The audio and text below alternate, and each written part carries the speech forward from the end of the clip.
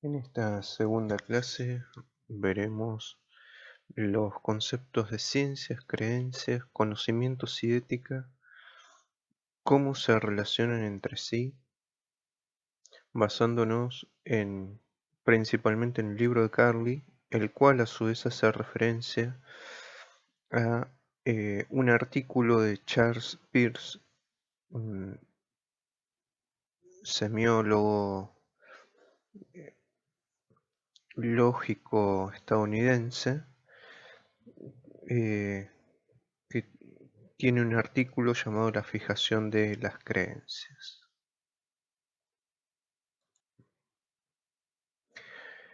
¿Cómo va a ser esa epigénesis del conocimiento científico? Es decir, cómo se va a generar el conocimiento científico y cómo van a ser los distintos niveles de creencias, conocimientos a los cuales estos autores refieren que tiene el ser humano.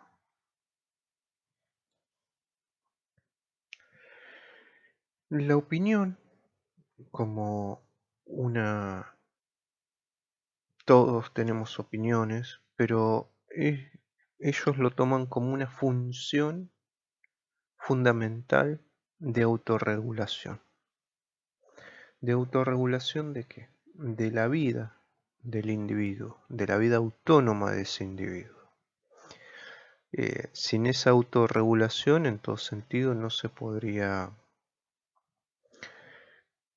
tomar ninguna decisión y por lo tanto tampoco proceder a nada. Antes de hacer algo, sea que le llamemos consciente o inconscientemente, tenemos que tener una decisión de ese proceder. Por lo tanto, esta autorregulación va a ser fundamental. Como función, o sea, la opinión.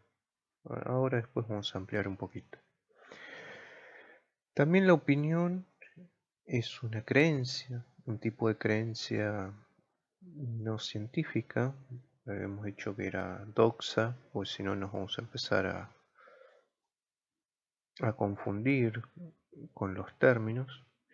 Es un tipo de creencia, la opinión, que es satisfactoria para determinadas acciones. Es decir, mediante determinada opinión, yo tomo la decisión de hacer algo porque creo que ese algo que voy a hacer es lo mejor para ese problema, para ese momento, para lo que se les ocurra. Es decir, eh, generalmente el semáforo en rojo me va a indicar que yo puedo cruzar, o sea, es una creencia que tengo y salvo que venga un auto que no lo respete, voy a poder cruzar tranquilamente. Una creencia también habitual es que cruzar en verde si no viene ningún auto no me va a pasar nada y muchas veces pasa algo. Bueno, a eso se refiere. Son creencias que no están fundamentadas en ningún tipo de cuestiones. Algunas son más internas, otras son más reflexivas, ya lo vamos a ver. Pero son creencias que nos permiten tomar una decisión que nos va a llevar a una acción, es decir, a un proceder. Y en general, esas creencias están basadas en cuestiones satisfactorias, es decir, en cuestiones de que si bien no tienen una explicación fundamentada, al llevarla a la acción que uno pretendía para resolver una problemática, para lo que fuese, es adecuado. Eh, Estas opiniones desarrollan determinados tipos de conocimientos que no necesariamente tienen que ser científicos. Por ejemplo, qué sé yo, cuando se le dice que no se le toque la cabeza a un bebé,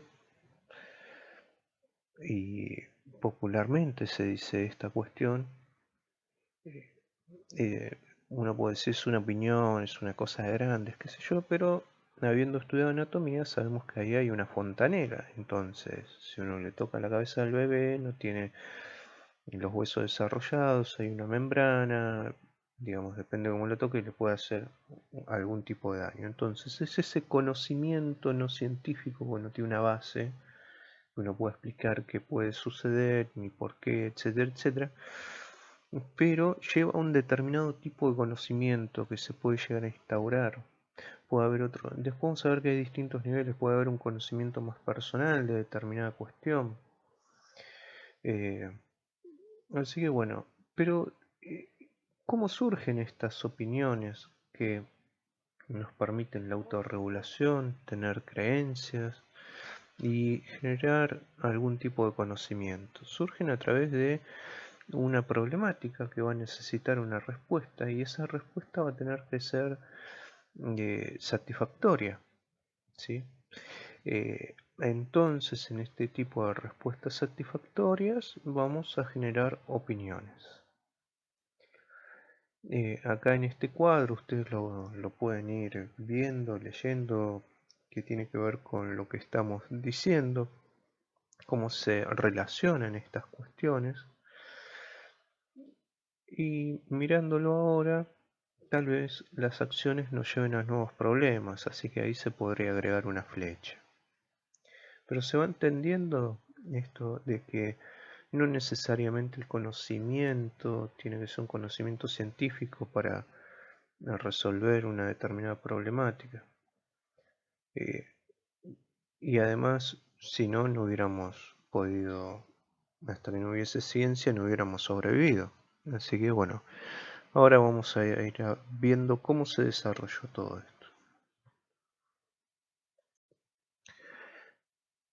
Para eso, Peirce, citado por Carly y a su vez por Samaja también, que no lo ponemos, tiene una complejidad mayor que Carly, eh, hablan de métodos de fijación de las creencias. Estos métodos vamos a tomar 4, que son de la tenacidad, de la autoridad, de la metafísica, por último de la ciencia. Y vamos a ver en qué consiste cada uno de ellos. El método de la tenacidad. Cuando hay un problema, una duda, ¿cómo se va a resolver? Por una creencia que nos surge internamente. Esa creencia que llamamos intuición, corazonada, eso que no sabemos por qué, pero sabemos que tiene que ser así. Eh, un ejemplo clásico es cómo sabe un bebé recién nacido que tiene que succionar el pecho de la madre para alimentarse. Bueno, ese tipo de conocimiento que nadie fue a ningún lado a estudiarlo, ni que lo vio en ningún lado, por el ejemplo que estamos dando, eh, es este tipo de conocimiento, método de la tenacidad. Es decir, podemos decir esa vivencia primaria basada en esa sabiduría biológica, entre comillas, que, que viene dado en lo que algunos llaman los instintos. Eh, Así que es, en otras palabras, un aferrarse a la vida con tenacidad, de ahí el método de la tenacidad, porque es aferrarse a la vida con tenacidad, es asegurar la supervivencia, por eso el ejemplo que dábamos del bebé recién nacido, o determinado tipo de cuestiones que lo podemos ver en el mundo animal, incluso que sin saber por qué tal vez lo hacen, hacen determinado tipo de cosas que permiten su supervivencia. ¿Sí? Como algunos animales tienen la capacidad de confundirse con el medio, eh, otros de no comer determinado tipo de plantas o bien eh, de insectos o lo que fuere, o lo que se les puede ocurrir como ejemplo, pero es un aferrarse con tenacidad a la vida. De ahí La denominación, ¿para qué? Para la supervivencia. Características tiene. Vamos a ver qué características tiene este aferrarse con tenacidad a la vida. La característica obviamente es la inmediatez. Se involucra personal y corporalmente, porque estamos hablando de supervivencia. Es totalmente individual. Si no, piensen en las grandes catástrofes o cuando hay una situación artificial generada por el humano de guerra, uno lo primero que trata de hacer es sobrevivir eh, en la situación que fuese, incluso en situaciones totalmente difíciles o de determinado tipo de modos de vivir. Lo primero que hace el individuo es sobrevivir. Entonces tiene eso personal, corporal, individual. Es muy emotivo también todo esto porque tiene que ver con la parte, podríamos llamar, más primitiva de las creencias. Por lo tanto es extremadamente emotivo.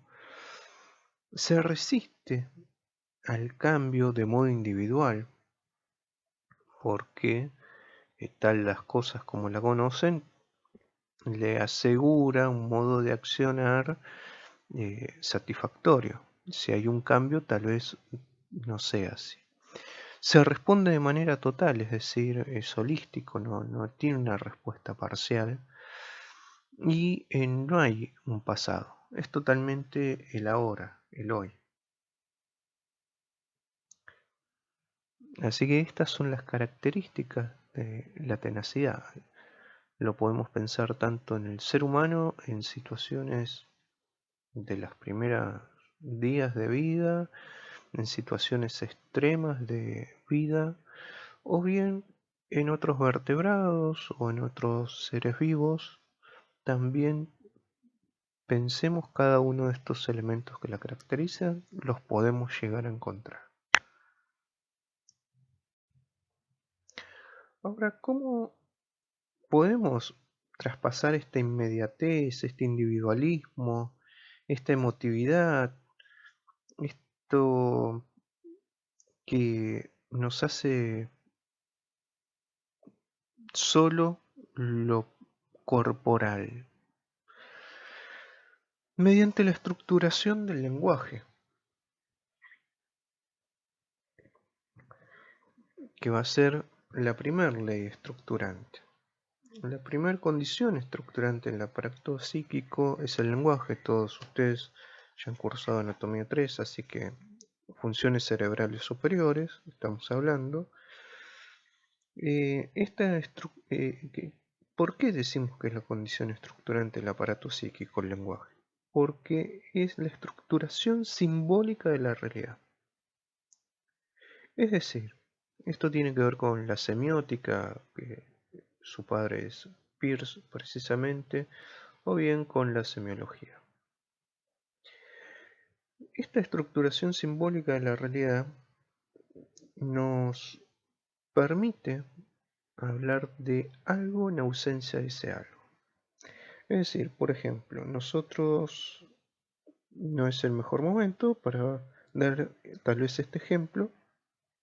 Nos fuimos de viaje y le relatamos a alguien determinadas características de un edificio que había en la zona donde fuimos de viaje. Bueno, esa persona nunca fue a ese lugar, por ejemplo, y desconoce, pero mediante el relato puede hacer una imagen mental de eso que nosotros vivimos. Por eso decimos que hacemos una estructuración simbólica de la realidad y podemos hablar de una cosa en ausencia de esa cosa. Y esto no es algo menor. Es decir, nosotros captamos determinadas cualidades de los objetos que hacen una primera metáfora en nuestra mente, en nuestro cerebro. No vamos a entrar en la discusión mente-cerebro, pero hacen esa estructuración y mediante esa estructuración nosotros tenemos esas metáforas internalizadas. Por eso dice que nos estructura. Pensemos o tratemos de pensar fuera del lenguaje. Es muy raro. Fuera del lenguaje es muy raro poder transmitir algo. Por ejemplo, cuando, no sé, probamos una fruta exótica y hay otra persona. Lo primero que nos pregunta es, ¿sabor a qué tiene? Y sabor a tal, con un poquito de otra cosa, tal vez. Esa fruta tiene sabor a esa fruta. Lo primero que hacemos es tratar de encajarla en esas estructuras, en esas categorías que tenemos del lenguaje, para tratar de decirle al otro, que comparte nuestro lenguaje, cómo es esa fruta. ¿Sí? Por eso el lenguaje es fundamental, porque nos estructura. No podemos, es muy raro pensar fuera del lenguaje. No tenemos estructuras. O cuando alguien quiere explicar algo y no encuentra las palabras, porque es la acción concreta, ¿no? De comunicación con otro, en la oralidad. Empieza ahí, no sé si esta es la palabra adecuada, y pronuncia una palabra lo más cercano al concepto que quiere transmitir. Bueno, eso que nos haga entender por qué es tan importante el lenguaje para la estructuración simbólica de la realidad. Por eso hay un orden de palabras socialmente aceptadas que nos permiten comunicar. No es que el lenguaje es algo individual.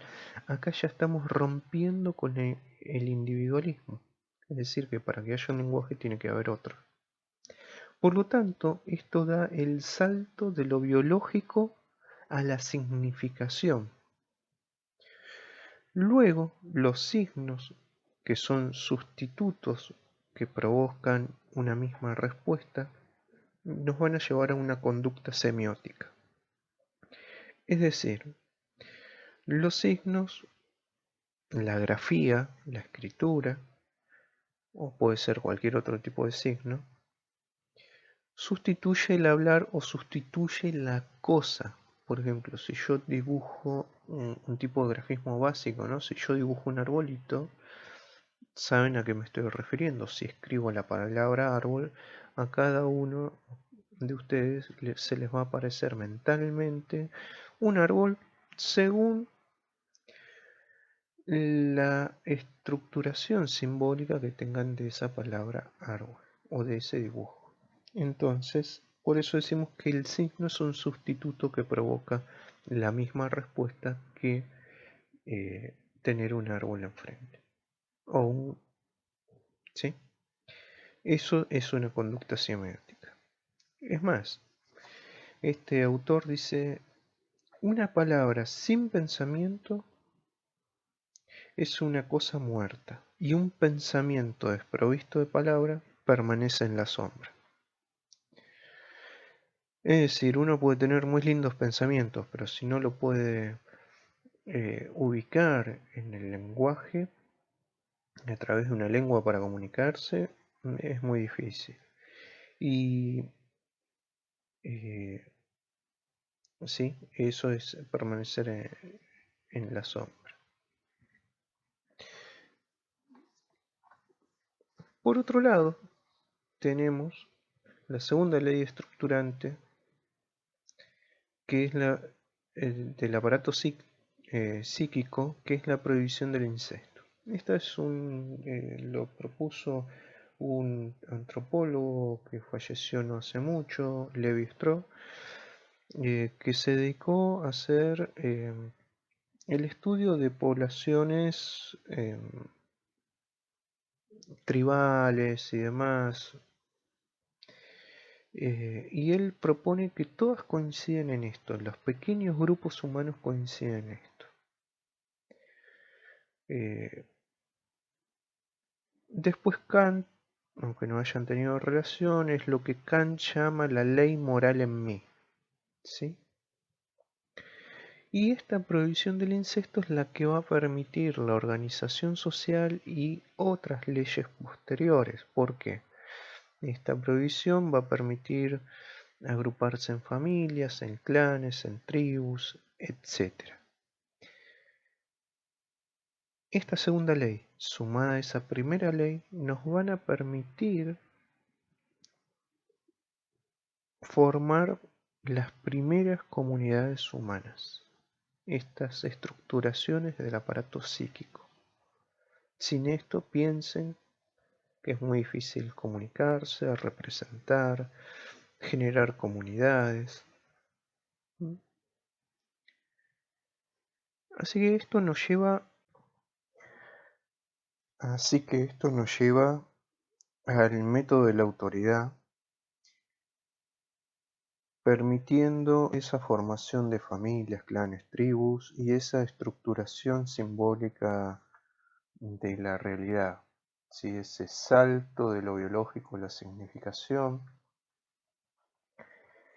eh, que va a aparecer cuando la individualidad y la tenacidad entra en conflicto con las exigencias mínimas de acuerdos que impone la vida en comunidad, es decir, la dimensión social de la existencia humana. Porque la tenacidad en su individualidad, en su emotividad, en su inmediatez, se va a contraponer con la vida comunitaria. Este método de la autoridad también lo podemos encontrar bajo la denominación del método de la tradición. Esta, ¿por qué lo vamos a llamar autoridad? Ahora se va a quedar más claro esta cuestión. Porque el problema o duda se resuelve por una creencia que adopta la comunidad, por lo tanto es transmitida por otros. Es decir, lo que nosotros podemos llamar la cultura. Eh, Hoy en día tenemos un montón de leyes escritas, reglamentadas, sancionadas, pero hay un montón de normas que no están ni escritas ni etcétera, que tienen que ver con estas cuestiones culturales, con esas creencias, con ese método de la autoridad. Eh, Porque las dudas están resueltas y los problemas por quienes están investidos de autoridad. ¿Y quiénes están investidos de autoridad? Toda la comunidad es la autoridad.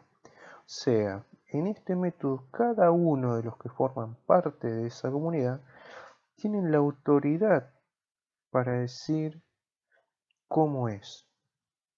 Pensemos en situaciones de, por ejemplo, determinadas culturas que se visten de un modo totalmente distinto a nosotros, que tienen un modo totalmente distinto de las comidas, que tienen un modo distinto de ver el mundo. Nadie se va a cuestionar eso, ¿sí? Eh, Nadie se lo cuestiona porque está íntimamente arraigado en la comunidad a la cual pertenece cada uno. Después vamos a ver cuando se cuestiona qué pasa. Pero es un tipo de conocimiento o de creencia incuestionable. Acá es algo anónimo, no se puede decir que tal costumbre apareció en tal momento, por tal cuestión, no se puede hacer un rastro. Es anónimo esa creencia el sentido de pertenencia ya no es individual de esa creencia. El sentido de pertenencia es de toda esa comunidad. Piensen en los ejemplos antropológicos que se les ocurran, pero se va entendiendo que, por ejemplo, determinado tipo de lo más común que podemos citar, mirá qué ridículo cómo se visten estas personas. Bueno, su cultura le indica que se vistan así, tal vez porque el clima hace que si se visten de ese modo eh, tengan mayor eh, probabilidad de tener menos enfermedades. Por ejemplo, si uno va a la puna con todos esos sombreros, con las mangas largas, todos sabemos el problema de la capa de ozono. Bueno, esas poblaciones al cubrirse todas tienen menos índice de melanoma que las poblaciones de tierras más bajas, los cuales no se cuidan. Y ellos no es que se cuidan porque dicen, uy, la capa de ozono, la radiación ultravioleta, el melanoma. No, se cuidan por tradición, porque se visten así, porque es parte de su cultura, quedó perdido ahí. Y no se lo cuestionan tampoco. Entonces, tiene que ver con eso. Y si alguien no lo hace, cualquiera tiene la autoridad para decirle, se hace de este modo y no de este. Y eso piensen en todos los ejemplos que uno puede tener. En los modos, yo dije modo de vestir, en los modos de alimentarse, en cómo, en lo que sea. ¿Qué características va a tener esto? Va a tener un mayor nivel de organización porque estamos hablando no de un individuo, sino de muchos, porque es la comunidad. Va a estar basado en normas que lleven a una convivencia sustentada, es decir, que la convivencia se pueda dar de manera sostenida. Va a estar sustentado en ese lenguaje, que era la representación simbólica de la realidad, en el cual a través de la lengua van a poder comunicarse, expresarse y entenderse. La autoridad va a ser toda la comunidad, como dijimos. Es acrítico a la norma, esto es lo que decíamos, no se cuestiona la norma, porque es una tradición, porque es así, porque nuestros padres lo hicieron así, nuestros abuelos lo hicieron así, y así sustantivamente hasta donde quieran, entonces no se cuestiona, es así y punto. ¿Por qué? Porque siempre fue así. Este es el tipo de creencia de la autoridad o de la tradición, como para recordar.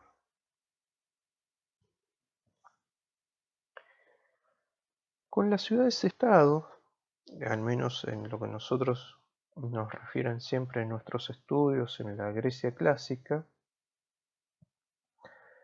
vamos a hacer unas pequeñas aclaraciones. Estaban los ciudadanos, pero no todos tenían esa calidad de ciudadanos, había esclavos, había siervos. Los ciudadanos eran los únicos que podían participar en la organización de esa comunidad. En esas comunidades más grandes, que eran ciudades, que tomaron forma de estados y que son conocidas como ciudades-estados.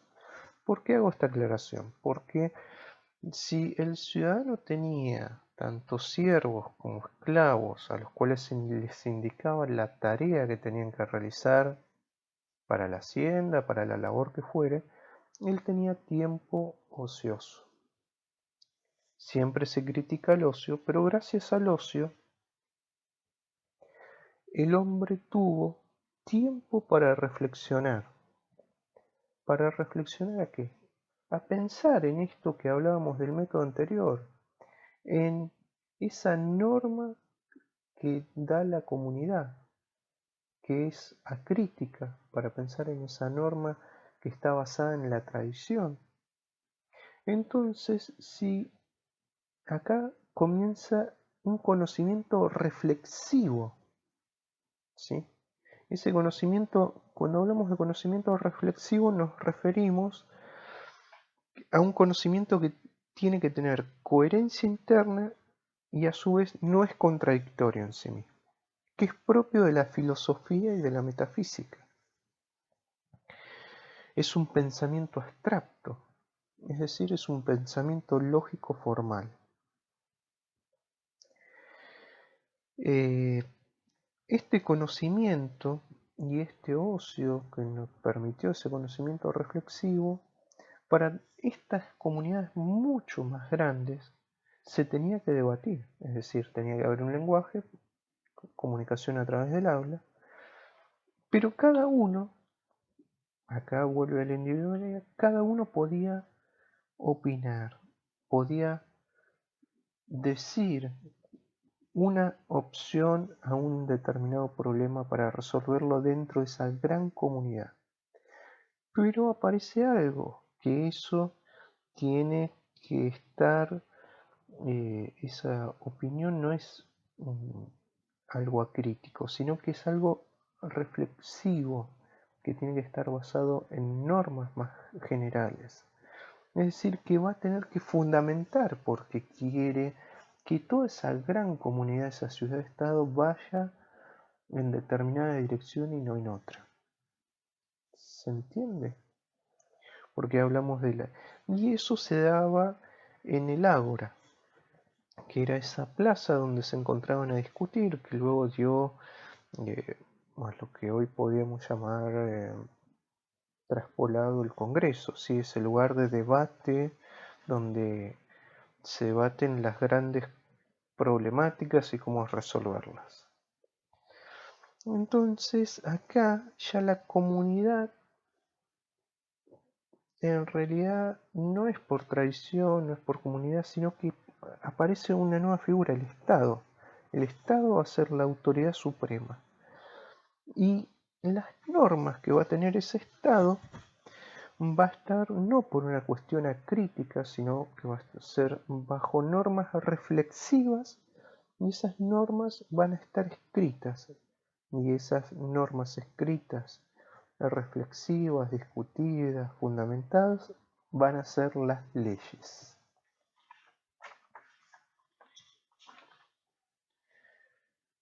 Por lo tanto, el Estado representa a la comunidad cuando ya no puede autorregularse esa comunidad. Es decir, es una comunidad tan grande que es muy difícil su autorregulación. Por lo tanto, el Estado está representando a la comunidad.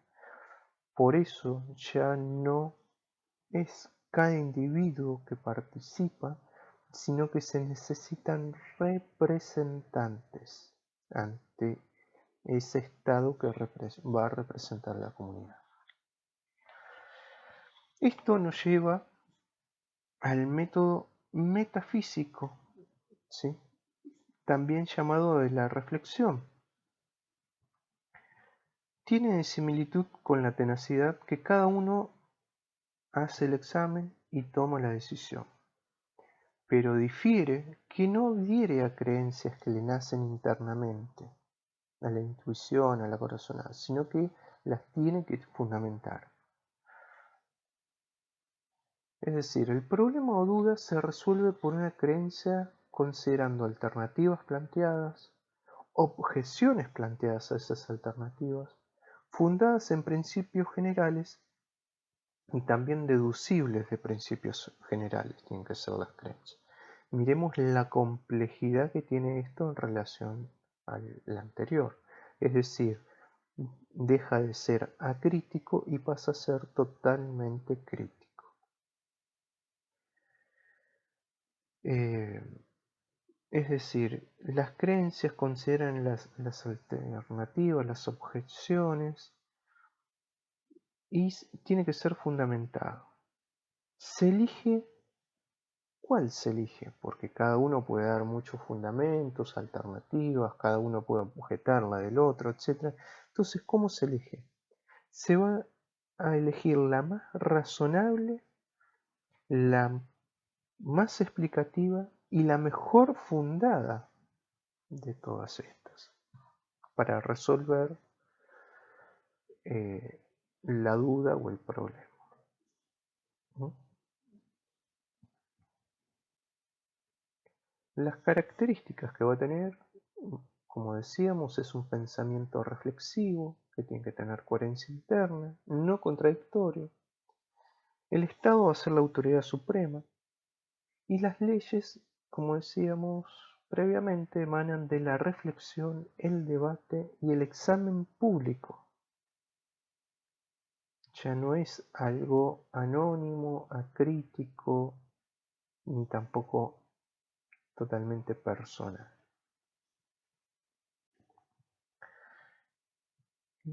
Con las revoluciones industriales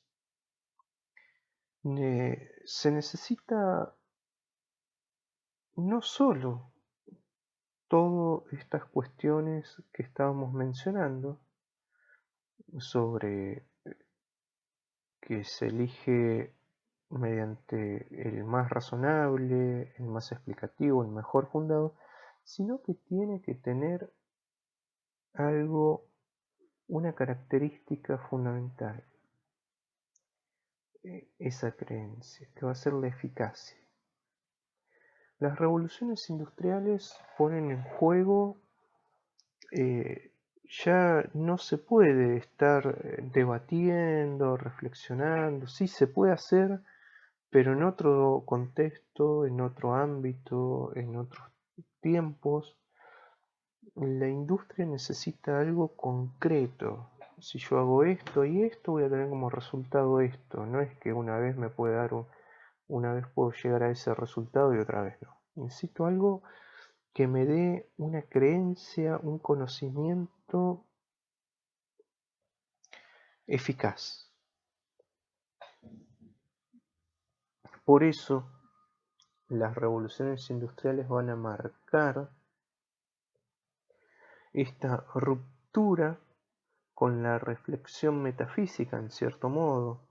O sea, conviven porque sí, en la ciencia también va a haber reflexión, pero vamos a ver qué características hay. Y esto está en gran parte, no es la palabra impuesto, hablando de ejemplos del lenguaje, sino que eh, se vio muy favorecido esto que vamos a hablar ahora por las revoluciones industriales.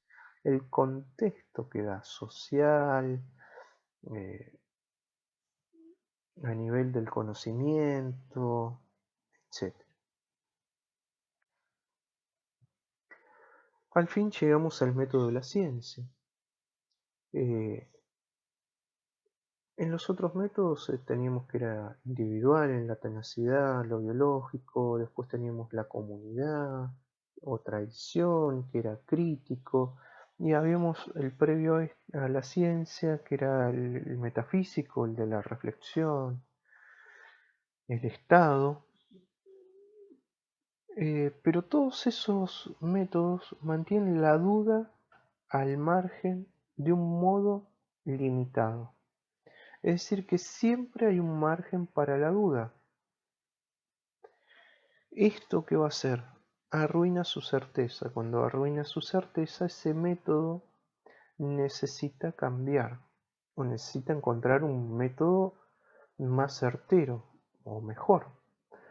Por lo tanto, la ciencia va a resolver ese problema o duda mediante la subjetividad, pero sobre todo sobre la eficacia.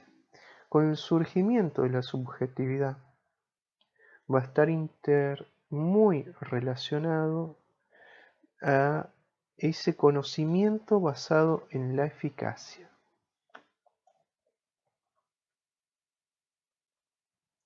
¿Qué características va a tener ese conocimiento de la ciencia? Va a tener la característica de operatividad o procedimiento hipotético deductivo. Esto quiere decir que uno formula un postulado de cómo funciona algo, lo comprueba en la realidad y va viendo si funciona o no funciona, ¿sí? dicho muy ligeramente y tampoco están así. Pero tengan en cuenta esta palabra operatividad. Es fundamental en metodología de la investigación, porque sobre ella vamos a volver y va a ser una de las cuestiones fundamentales de cómo se va a realizar bien una investigación. Va a depender de la operacionalización de las variables. Y esas variables van a tener que ver con la hipótesis y con los objetivos que se trabajan. Pero por ahora operatividad es la característica. Y también otra característica que son verdades de hecho, pues están basados en los hechos, en lo empírico, no solo se queda en la reflexión o en la metafísica, sino que va a lo empírico, al hecho concreto, o sea que se basa en verdades de hecho, pero también en verdades de derecho. Después ampliaremos sobre esta cuestión. A modo de síntesis, podemos ver los distintos tipos de creencias en este cuadro, donde recordamos que la tenacidad es somatocéntrica porque es totalmente individual. Es decir, el disenso con el otro se da a nivel individual porque no hay comunidad. El método de la autoridad, ya tenemos una comunidad, por eso la subjetividad se da no ya individualmente, sino con un etnocentrismo, es decir, cada cultura, cada comunidad, cada clan, o como la división que les guste usar, se centra en lo propio. Piensen en los estudios antropológicos de fines del siglo XIX, que se llamaba eurocentrismo. ¿Por qué? Porque estaba basado en su propia cultura el ver a la otra cultura. Entonces de ahí que decían que eran primitivos, que esto, que lo otro. ¿Por qué? Porque tomaban su propia cultura como referencia para el análisis de otras culturas. Eso es etnocentrismo, hasta que llegó la alteridad para tratar de entender en su propio contexto, en su propia cultura al otro. Salvado ese paréntesis, el disenso del otro se va a dar entre comunidades, que lo acabamos de decir recién con los ejemplos. Recuerden que acá la autoridad es la comunidad y es acrítico. ¿Sí? Es por tradición. El otro método de creencia es el metafísico o reflexivo, que tiene que ver con el logocentrismo. Está basado en la reflexión, está basado en los saberes generales deducibles, está basado en considerar las diversas alternativas, así como las diversas objeciones a esas alternativas, es decir, que se tiene que fundamentar. Y el disenso que se da con el otro es entre los estados, porque la comunidad está representada en el estado. Acá la norma está escrita, no es anónima, fue debatida y se buscó la mejor fundamentación para dar esa norma. Y por último tenemos el método de la ciencia, que fíjense que la subjetividad está basada en la eficacia, es decir, eh, rompe con todo lo que veníamos diciendo en cuanto a subjetividad. Y en cuanto al disenso del otro, puede disentir sobre todo en la operatividad. Espero que con estas cuestiones hayamos transitado esta epigénesis hacia el conocimiento que vamos a comenzar su estudio, que es el conocimiento científico a través de esta metodología de la investigación.